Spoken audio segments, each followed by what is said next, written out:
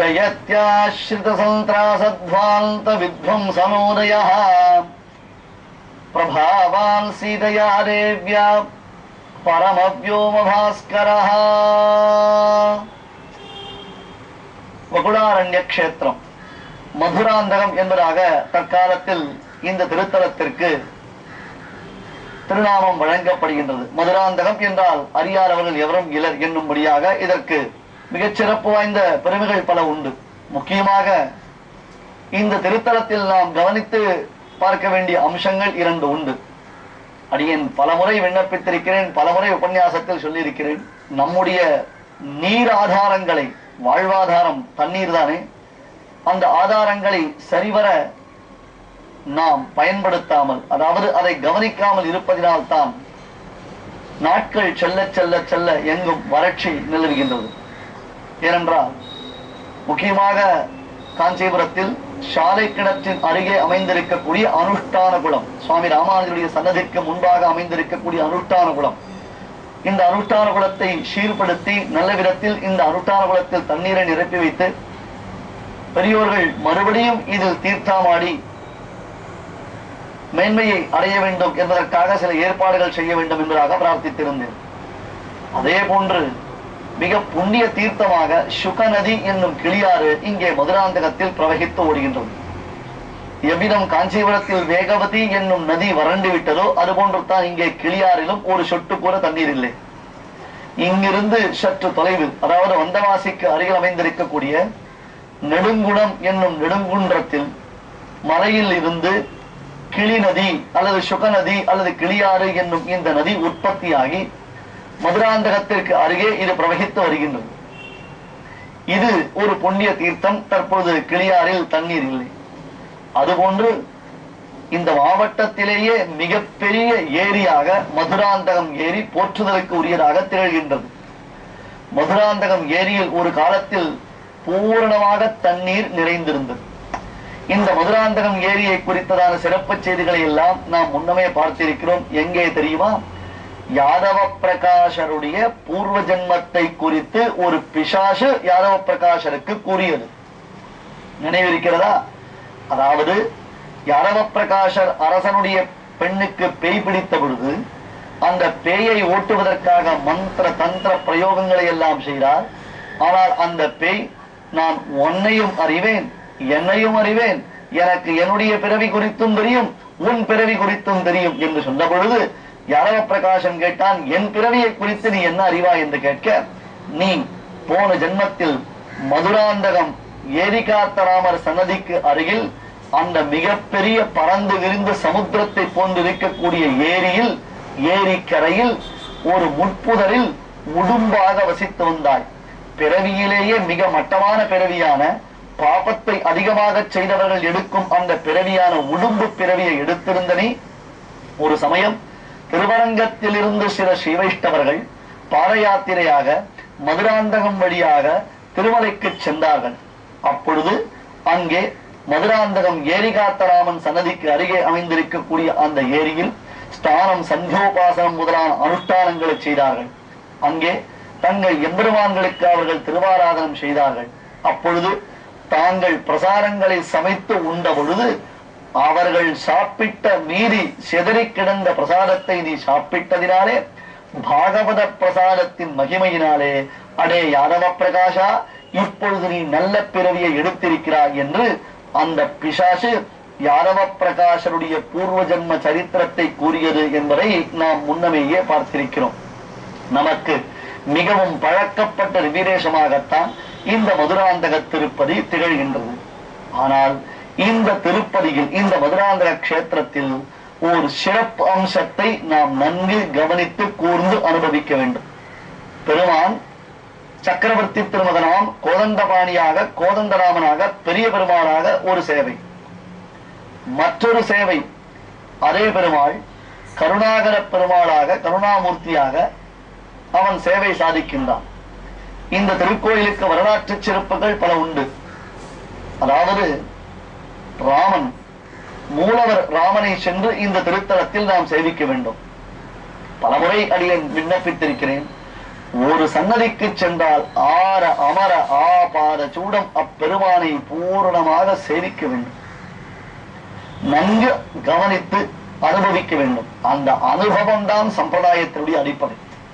இப்பொழுது ராமானுஜ வைபவத்தை நாம் அனுபவித்து வரக்கூடிய காலத்தில் இதோ தேவப்பெருமாளை சேவிக்கிறோம், இதோ ரங்கநாதனை சேவிக்கிறோம், இதோ இந்த இடத்தில் ராமனை சேவிக்கிறோம் என்றால் அப்படியே அந்த திருவடியில் இருந்து திருமுடி வரையும் நின்று நின்று நிதானமாக அனுபவித்து அனுபவித்து ஒவ்வொரு அம்சத்தையும் உள்ளுக்குள்ளே நிறைத்துக் கொண்டு சேவிக்க வேண்டும். இங்கே ராமன் மூலவர் சீதையுடனும் லக்ஷ்மணனுடன் சேவை சாதிக்கிறார். நின்ற திருக்கோலத்தில் ராமன் கோதண்டபாணி. அதில் ஒரு விசேஷம் உண்டு, என்ன தெரியுமா? அதாவது சீதாதேவியின் திருக்கரத்தை பிடித்தவாறு ராமன் சேவை சாதிப்பார். சீதாதேவியின் திருக்கரத்தை பிடித்துக் கொண்டு ராமன் சேவை சாதிப்பார். அங்கே முன்மண்டபத்தில் இருக்கக்கூடிய ராமனை சேவிக்கும் பொழுதே இந்த காட்சியை நாம் நன்கு அறியலாம். கோபுரத்தின் முகப்பில் இருக்கக்கூடிய அந்த முன்மண்டபத்தில் இந்த காட்சி நம்மாலே அனுபவிக்கப்படுகின்றது. ராமன் சீதாதேவியை ராவணன் கடத்தி சென்ற பிறகு இலங்கைக்கு சென்றான். குரங்குகள் மலையை தூக்க அந்த குரங்குகள் அனைத்தும் ராமனுக்கு உதவி செய்ய விபீஷணன் சரணாகதியை ஏற்றுக்கொண்டவனான ராமன் சமுத்திரத்தின் நடுவில் மாபெரும் அணை ஒன்றை கட்டி வைத்தான். மலை அதனால் அணை கட்டி மதில் இலங்கை அழித்தவன், இலங்கை பாழாளாக படை பொருதவன், காசையாடை மூடியோடி காதல் செய்தான் அவனோர் நாசமாக நம்ப வல்ல நம்பினம் பெருமான், தையலால் மேல் காதல் செய்த தானவன் வாழறக்கன் பொய்யிலாத பொன்முடிகள் ஒன்பதோடு ஒன்றும் அன்று செய்த வெம்போர் தனில் ஓர் செஞ்சரத்தால் உருள எய்த எந்து எம்பெருமான் என்றெல்லாம் ஆழ்வார்களும் ஆச்சாரியர்களும் மங்களாசாசனம் செய்கிறார்கள். அத்திர வரக்கன் முடி 10 ஒரு கொத்தன உதிர்த்த திரளோ என்பார் சுவாமி ஸ்ரீ வேதாந்த தேசிகன். இலங்கைக்கு சென்று ராவணனை அழித்து அதன் பின்னர் சீதாதேவியை ராமன் மீட்டெடுத்து அந்த சீதையுடன் கூடியவனாக அயோத்தி நகரத்திற்கு திரும்பி வரக்கூடிய சமயம். இப்பொழுது லங்கைக்கு விபீஷணாழ்வான் தான் சக்கரவர்த்தி. ராவணன் ஒழிந்தாகிவிட்டது, ராவணனுடைய குடும்பம் முழுவதும் ஒழிந்தாகிவிட்டது. இங்கே விபீஷணன் ஒருவன் மட்டும்தான் சக்கரவர்த்தியாக இருக்கின்றான். எஞ்சிய ராட்சசர்கள் அனைவரும் அவனுக்கு அடிமை. அப்பொழுது ராமபிரானை பார்த்து கை குவித்துக் கொண்டு விபீஷணன் பிரார்த்திக்கிறான், சுவாமின்னு தேவரில் இங்கே சற்று நாட்கள் இளைப்பாறி விட்டு அதன் பின்னர் சகலவிதமான போகங்களையும் அனுபவித்து விட்டு அதன் பின்னர் அயோத்திக்கு செல்லலாம் என்னும் பொழுது ராமன் உடனே மறுத்தான். ஏன்?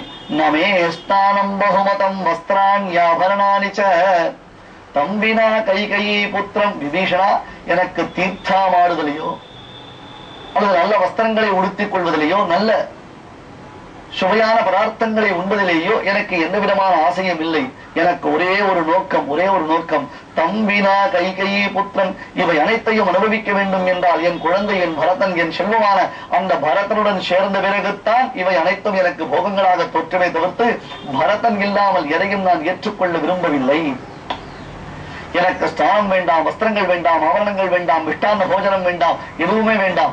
எவ்வளவு விரைவில் நான் பரதனை சென்று அடைவேனோ அவ்வளவு விரைவாக நீ ஏற்பாடுகளை செய்ய வேண்டும் என்று சொல்ல உடனே விபீஷணாழ்வான் ராவணன் குபேரனிடமிருந்து கவர்ந்து வந்த அந்த புஷ்பக விமானத்தை ராமனுக்காக தயார் செய்தான்.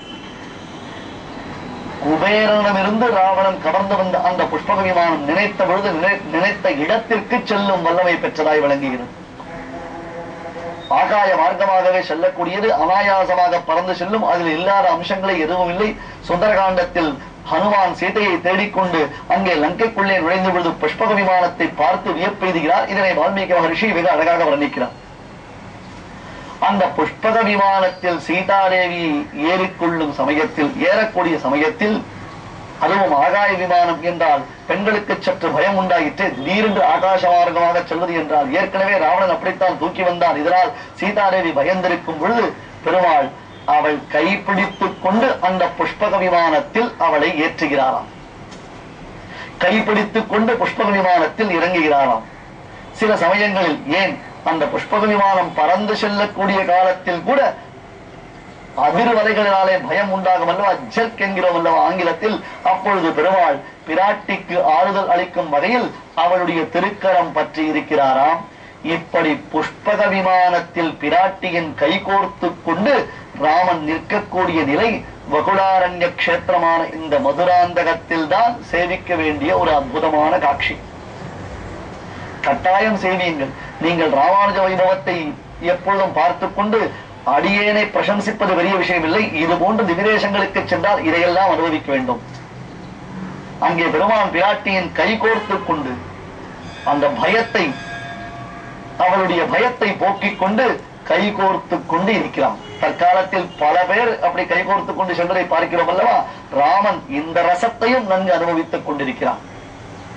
ஆகையால் நின்ற திருக்கோலத்தில் லக்ஷ்மணனுடனும் சீதையுடனும் ராமன் புஷ்பக விமானத்தில் எவ்விதம் அவன் சஞ்சாரம் செய்தானோ அதே திருக்கோலம் தான் இங்கே நமக்கு சேவையாகின்றது.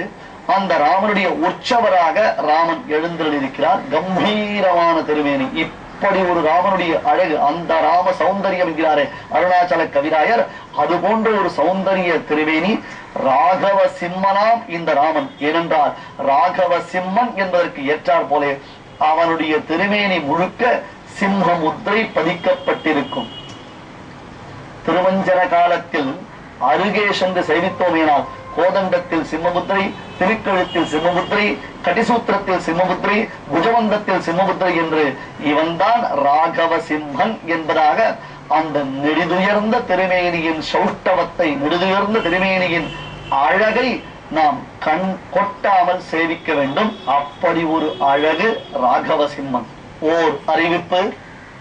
மார்ச் 17, 18, 19, 20 ஆகிய 4 தினங்களில் சென்னை நங்கைநல்லூர் 17வது தெரு தில்லைகங்கா நகர் ராஜராஜேஸ்வரி கல்ச்சுரல் அகாடமியில் நவரச ராமாயணம் என்னும் தலைப்பில் மாலை 6:30 மணி அளவில் அடியேனுடைய உபன்யாசம் நடைபெறுகின்றது. ராமாயணத்தில் நவரசங்களையும் சுவைத்திட ஆஸ்திக அன்பர்களை அழைக்கிறோம்.